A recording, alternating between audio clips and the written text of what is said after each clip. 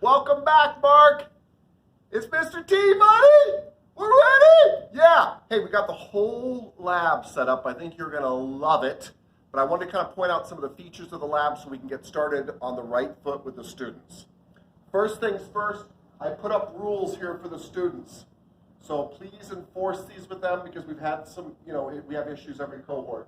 But I said they can only use, from now on, they can only use the cafeteria door in this single parking lot door. So they can only use this cafeteria door, this side only, right? And they can only use this single parking lot door. And Mark, I'm going to take you to the back here really quick. That's because back here in the corner where the double doors are, go through here. I don't want them here at all. And so it says for emergency use only. If there's a fire, they can run out here. But they should never be back in this area. We've got lots of linens up here that I've wrapped up and all that good stuff. And we obviously don't want them around that because we're having problems with stuff, right? Disappearing. Let me show you one other feature back here. We've got fans around the classroom. There's this one that you can just turn on to blow air around. And if you plug this plug-in down here, it actually turns on the fan in the other corner where Mr. Godot used to be. But you can't get to that corner anymore. So the only way to turn on that fan is plug in that extension cord, and it will turn on the fan and a light back there, so you've got subtle lighting. Cool? There's also still a fan by the other door and by the front of the classroom here too as well. So you've got fans everywhere. We think we've got subtle lighting set up everywhere. And let me show you how these bays work. The bays really actually work like they have doors. So you have to be gentle with them, but they're sturdy, and that closes you in. They're closed in. So that is a door to a bay. The same thing is true here. We have a door to a bay. You simply close the door. It's that simple, okay? So there are 11 bays. Nobody else brings in any tables. They cannot move anything. These bays are actually hooked to one another. They cannot rearrange bays. If they don't like them, they can go to Estrella. There is no option there. I also put up other rules up here on the board that they must inform the instructor whenever they leave the lab for any reason, and they have to leave between these two doors. That means if they have to go outside for a smoke, blow their nose, throw up, go to the bathroom, leave for the day, they have to tell you, right? That way you can keep track of them because there's too many students out here. I also wrote that bays are available on a first come, first served basis for that day. If one of the students shows up here and they're the first student here, they can grab a bay and they can set it up, right?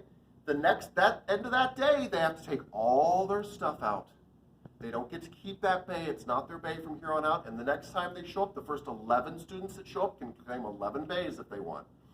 Each and every day, they do not leave personal items in here anymore. We're done with that. We're done with bay owning. We've removed the corners of the room, too, so there's no bay hiding. Believe it or not, from the center of the room, you can see all the bays, which is why I get to the fourth rule. Bay doors must remain open except when they're changing. It doesn't matter. This has always been a rule.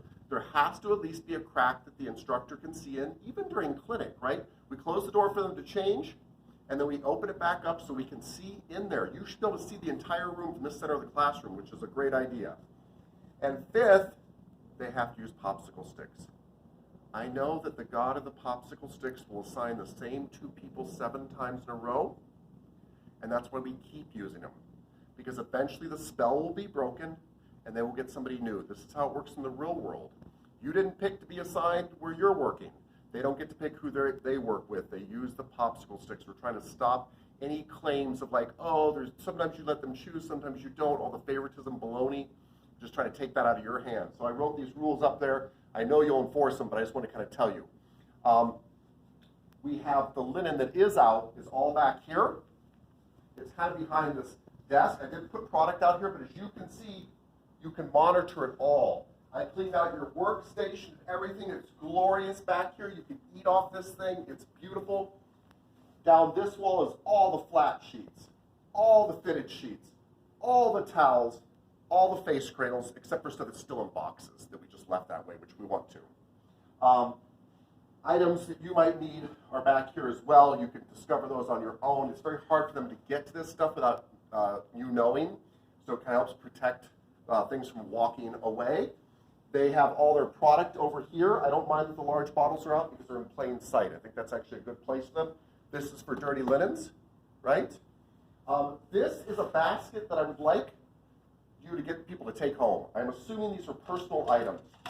I don't think they're all the same person's personal items, but there are Tupperware items in here. There's a jacket. There's, strange lotion bottles, hangers. Please get them to take this home. This is our stuff from cleaning. Don't worry about it. Please get them to get this out of here. You will notice we've also left you some chairs. Not 400, Mark. You only get 8 because they have stools, too. They can wheel out their stools for your lecture. You have a huge lecture space now. But they also have a nice little table that can sit around here that has 8 chairs. So they've got 8 chairs and 11 rolling chairs. So that's enough for 19 people to watch your lecture.